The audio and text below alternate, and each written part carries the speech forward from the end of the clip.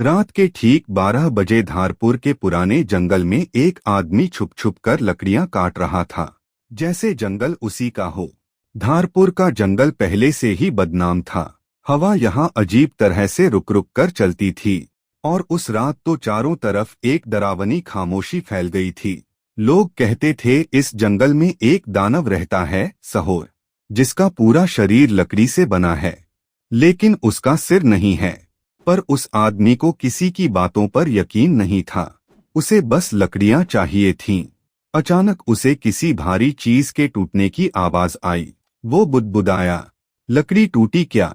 अगले ही पल उसे एहसास हुआ, वो आवाज हवा की नहीं थी, वो कदमों की आवाज थी, धीमी, भारी और बहुत पास। झाड़ियों के पीछे से एक लंबा सा साया निकला।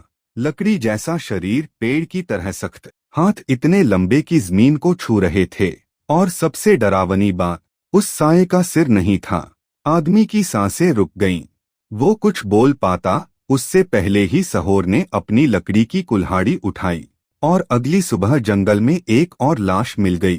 कहा जाता है सहोर हर किसी से उसका सिर इसलिए छीन लेता है क्योंकि वो अपना असली सिर ढूंढ रहा है, लेकिन कोई भी सिर उसके शरीर के लिए सही नहीं बैठता। हर नाकामी के साथ उसका गुस्सा और बढ़ता जाता है और पूरा जंगल उसकी चीखों से कांप उठता है।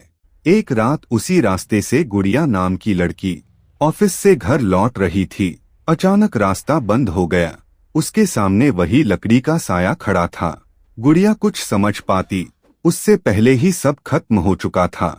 अगली सुबह गांव वालों ने देखा, गुड़िया की लाश उसके ही घर के सामने पड़ी थी। भीड़ से एक लड़का आगे आया।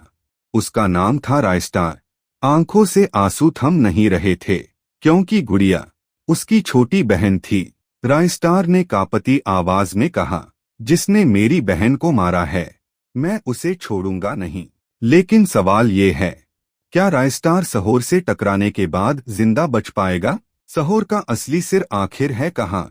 और क्या वो सिर इंसानी ही था या कुछ और?